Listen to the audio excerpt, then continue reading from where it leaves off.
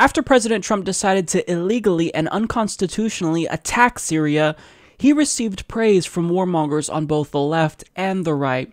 So in a different segment, I'm going to talk about how he has a bunch of new fans on the left after he decided to bomb Syria. But what I really want to focus on right now is someone who dared to speak out against his actions. And that individual is Congresswoman Tulsi Gabbard, because she's seen the cost of war firsthand. She's an Iraq War veteran, and she decided to speak out against Donald Trump's actions. So in an interview with Wolf Blitzer on CNN, this is what she had to say. Well, Wolf, I remind you about what happened before we launched an invasion and occupation of Iraq. Then Colin Powell and many others within the administration came to Congress and came to the UN claiming they had the evidence proving that Saddam Hussein had weapons of mass destruction. We launched a completely destructive, counterproductive war based on that intelligence, which has now, years later, proven to be wrong. We had leaders in Congress then who questioned that evidence that was presented and voted against that war because they were not convinced by the administration then, saying that they had the proof necessary to launch this war. So yes, I'm skeptical because we have to take at a premium the cost of these wars, not only on the Syrian people and the people in the Middle East, but the cost of these wars here in the United States at a time where, we don't have money to build the roads that we need here in Hawaii or in other parts of the country. Why should we just blindly follow this escalation of a counterproductive regime change war, sending American taxpayer dollars on these failed regime change wars that we've seen too often in Iraq, in Libya, and now continuing in Syria? So to me, every single thing that she said there is perfectly reasonable. However, you're not supposed to question the pro-war propaganda that the media and political establishment is now shoving down your throat. You're supposed to just shut up and take this information and not question it one bit. So after she made this appearance on CNN, the Democratic Party's leaders united to call for her head very quickly. So first of all, we had the president of the Center for American Progress, Neera Tanden, essentially call for Tulsi's constituents to vote her out of Congress, tweeting, "People of Hawaii's 2nd District, was it not enough for you that your representative met with a murderous dictator? Will this move you? 1.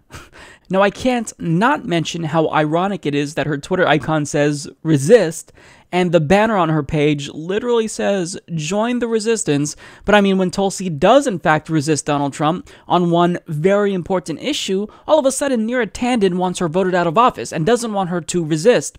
And furthermore, if Neera Tanden is worried about Tulsi Gabbard meeting with murderers, maybe she should have talked to her friend Hillary Clinton when she was meeting with war criminal Henry Kissinger. And also, I have a suggestion for Neera Tanden. I think that the name of your organization is probably inappropriate because it doesn't seem like Americans will be making much progress if we're pulled into another never-ending war. So maybe you should change your name to Americans United to Undo Progress, because that's exactly what another war would do. But former DNC chair and current lobbyist Howard Dean agrees with Neera Tanden, retweeting her and saying overall that this is a disgrace. Gabbard should not be in Congress.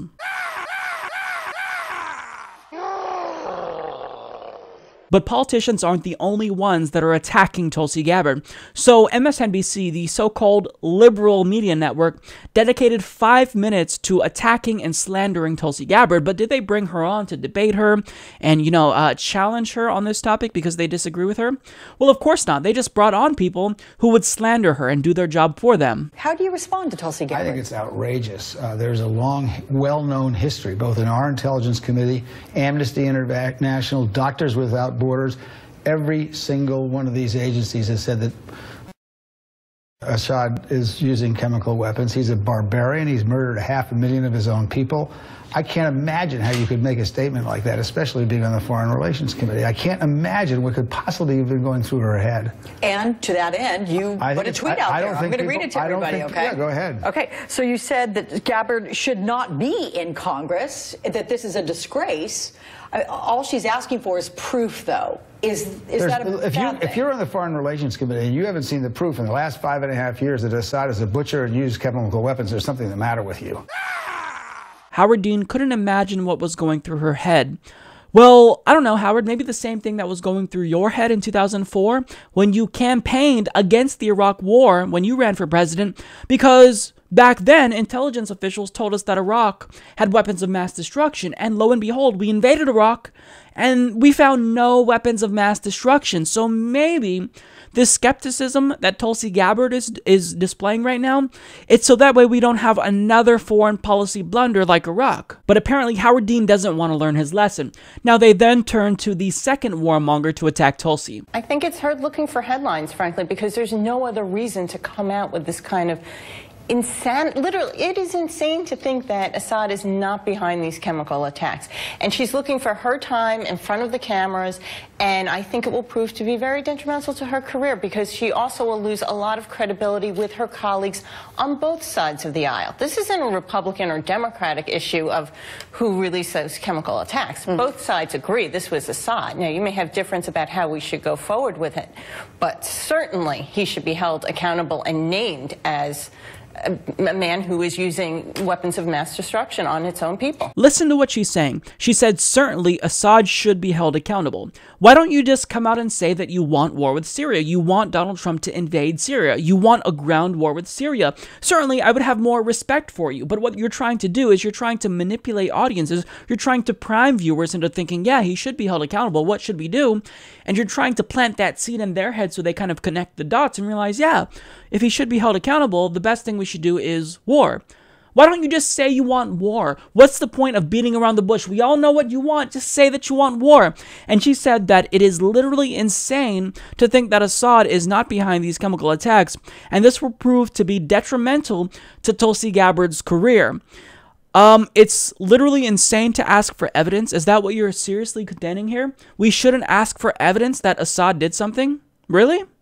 Because we did not have an independent investigation, and so we're just believing what intelligence officials are saying, blindly so, anonymous intelligence officials, mind you, and we're supposed to accept and not even question whether or not Assad is in fact responsible when this would not serve Assad right now. And if this does in fact prove to be detrimental to Tulsi Gabbard's career, well, then that just shows that she has integrity. She doesn't give a shit about her career.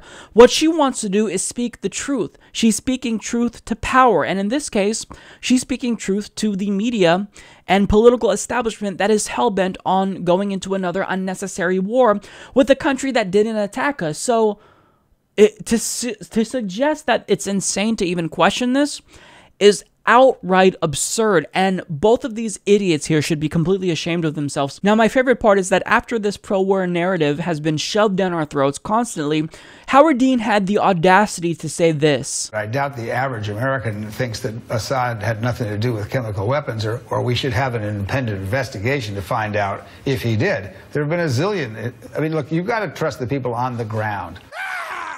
The American people thinks that Assad did this. I wonder why. Could it possibly be that people like you are doing pro-war propaganda on every single channel right now? Could it possibly be that the corporate media is trying to push this down our throats? Could that be why you're manufacturing consent right now? It's just so ridiculous. And furthermore, the same mainstream media outlets who we're supposed to trust helped get us into the Iraq War in the first place. I'm talking about the New York Times, the Washington Post, and furthermore, they are literally doing pro-war propaganda. Media Matters explains that the Washington Post is allowing writer Ed Rogers to push for and praise military action against Syria without disclosing that he's a lobbyist for defense contractor Raytheon, which makes the Tomahawk missiles used in the recent strikes. And he's claiming that the average American doesn't want to have an independent investigation. He literally said that. I don't think they want an independent investigation. Or we should have an independent investigation to find out if he did. You're saying that the American people doesn't want the truth after Iraq? After our officials, after our intelligence community who we're supposed to trust, lied to us, you are claiming to speak for us and say that we don't want an independent investigation? Look, the only reason why you would not want an independent investigation is if you're afraid of the truth coming out. And it seems as though Howard Dean is in fact afraid of the truth coming out. Now, the thing about Tulsi Gabbard is that she's not just going to lie down and take their bullshit, because she took to Twitter to call them out. Because, I mean, what we're seeing really is the same smear tactics that the Democratic Party used against Bernie Sanders. And then Keith Ellison They're now using that against Tulsi Gabbard, so she's onto their tricks, and she decided to expose their hypocrisy, saying those who've declared Trump a habitual liar now vilify those refusing to blindly follow him into another regime change war. Hypocrisy. She also says, establishment, resist, resist, resist, except when it comes to waging war on Syria. Hashtag resist Trump's war. And I like how when she specifically uses terms like resist, she's referring to people who are very close with the establishment, very close with people like Hillary Clinton. Now, she also made the strong case against intervention, saying, we need to learn from Iraq and Libya, wars that were propagated as humanitarian but actually increased human suffering many times over. No leader of either party for or against U.S. intervention should let POTUS escalate another regime change war without congressional approval. Some of my friends never came home from the Iraq War. We have the duty not to allow lies and speculation to drag us into regime change war again. Now, additionally, she explains, the U.S. should have supported a thorough UN investigation and international law in regard to the gas attacks in Syria. Now, a proper investigation of the attacks will likely not even be possible because of Trump's reckless rush to bomb Syria. So I love this because Tulsi Gabbard is sending a huge message to the Democratic Party establishment. She's saying, hey, I am not going to take the bullshit smears that you continue to lodge against progressives. I'm just not going to take it.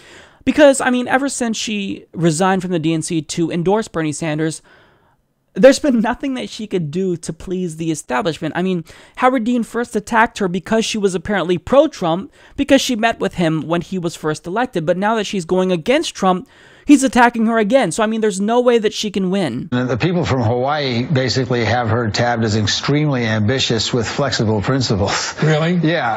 So in the end, this is my message to all of these so-called progressives on the left who are cheerleading Donald Trump on now as he is trying to lead us into another unnecessary, illegal, and unconstitutional war.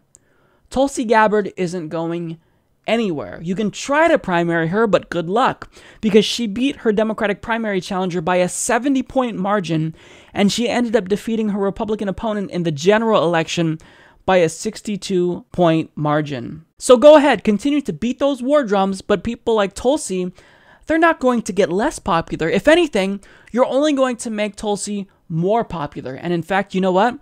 I think we're going to be seeing a lot more of Tulsi Gabbard. Support this podcast by joining the independent progressive media revolution today at humanistreport.com.